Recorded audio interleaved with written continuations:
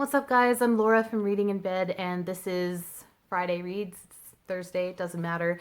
I haven't done one of these in a few weeks because it really would have just been me saying, hey, I'm still reading Quicksilver.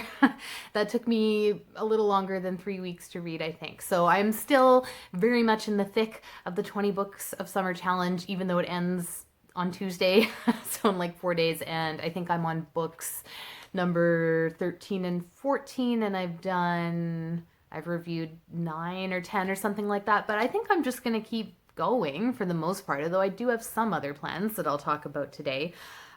So yeah, like I said, I finished Quicksilver. I ended up really liking it.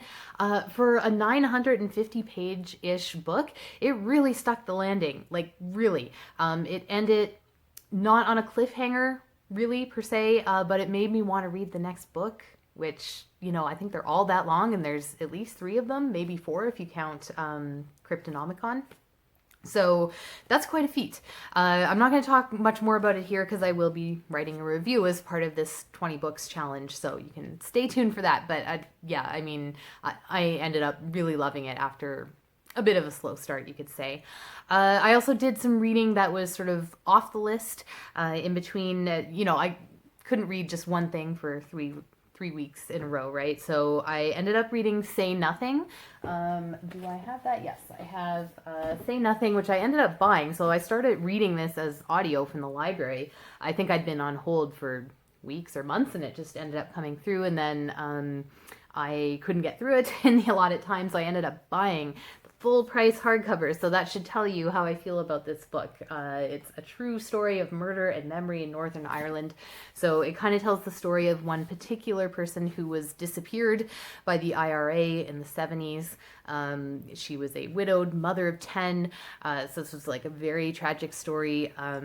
And at the same time tells the much larger story of the Troubles in Ireland. And it's just a subject that I'm becoming more and more interested in. Eventually I will read Milkman, but there's all sorts of other, fictional accounts of the Troubles that I want to read. This one, though it is nonfiction, it reads very much like a novel, and that's what really drew me into it. There's all the narrative tension, etc., that you could ask for in a novel is in this book.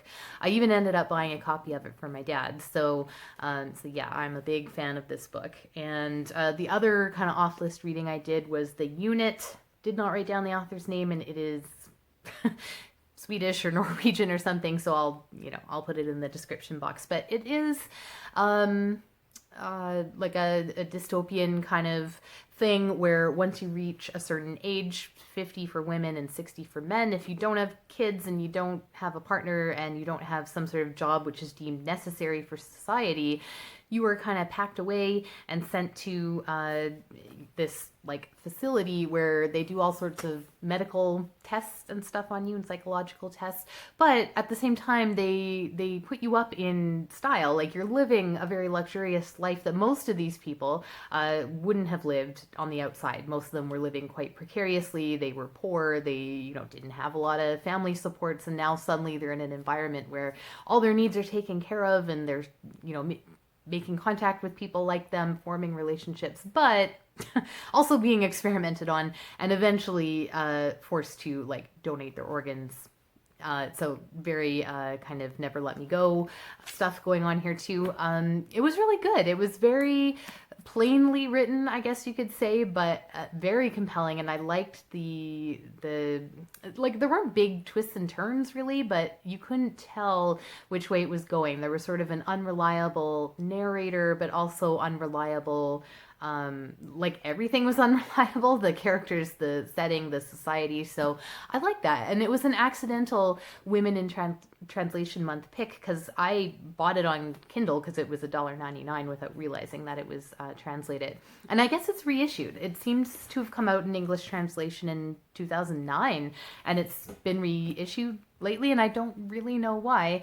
But yeah, it's all good. So I enjoyed that, and then at the same time, I was reading my next book after I finished Quicksilver. The next 20 books of summer was Near to the Wild Heart by Clarice Lispector.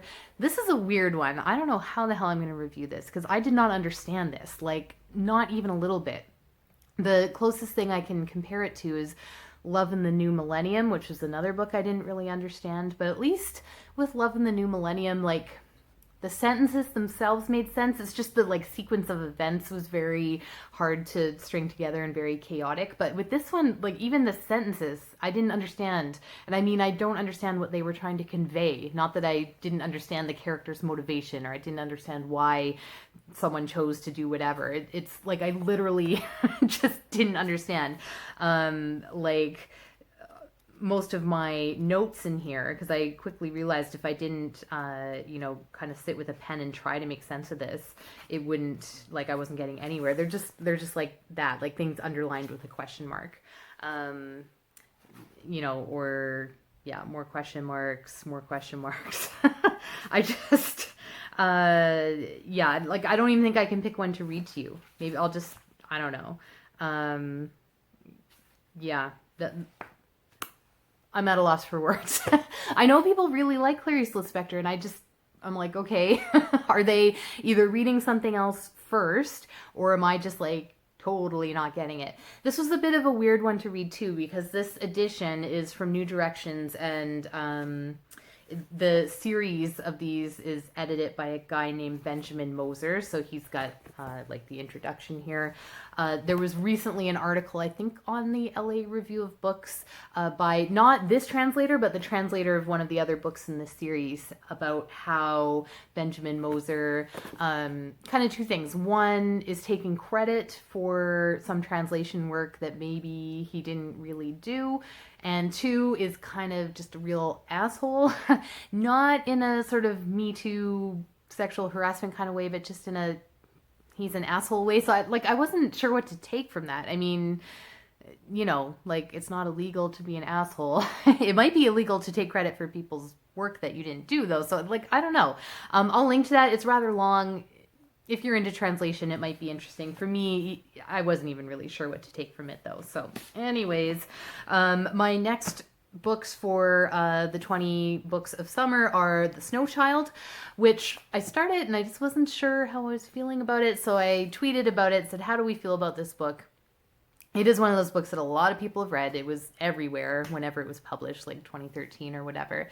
And got very mixed reactions. I got people replying saying, oh, I really love that book. And some just saying like, disappointing, missed the mark.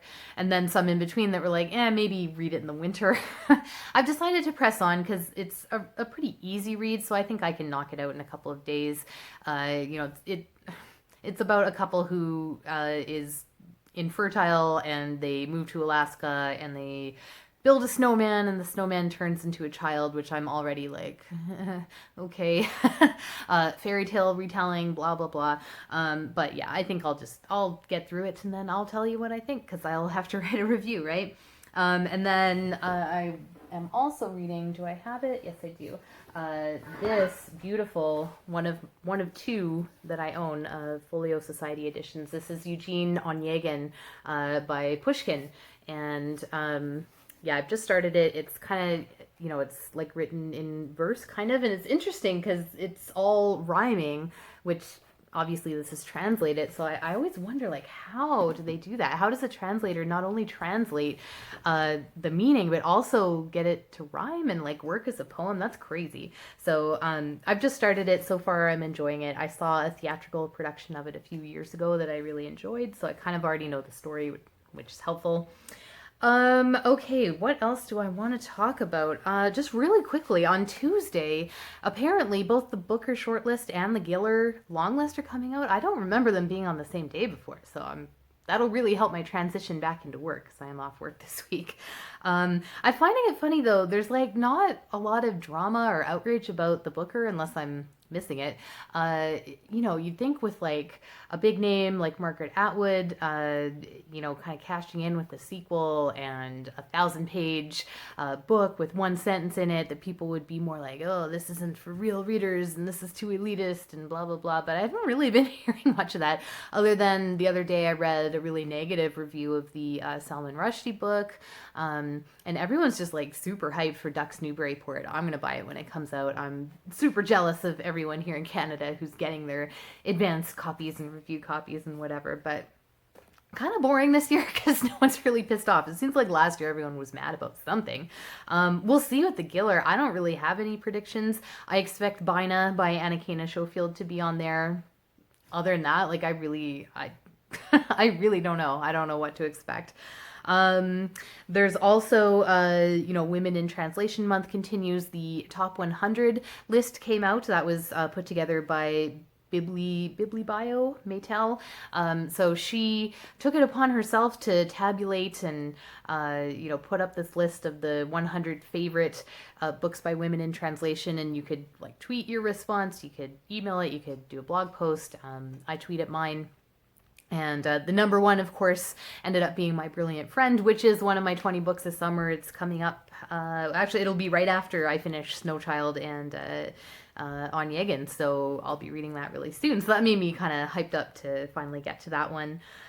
So that, if you haven't checked that out, check it out. It's a really good list. I think I've read 24 out of the 100. So, because the unit was on there, surprisingly. And what else is happening? There is an ARC readathon happening in September that I'm thinking I might, after or in between me finishing up this summer thing. I didn't think I had a lot of ARCs, but I do. I did end up finding a stack. I've got just one that actually isn't published yet. This is The Little Fox of Mayerville. This is from QC Fiction. This is the publisher that put out Songs for the Cold of Heart, which I really loved. And they reached out to me just based on kind of the all the hype I'd been giving to Songs for the Cold of Heart and asked if I wanted this one. And then my shame, the very oldest ARC I have on my list is this one, The Woman Who Stole My Life by Marian Keyes. This was from 2014.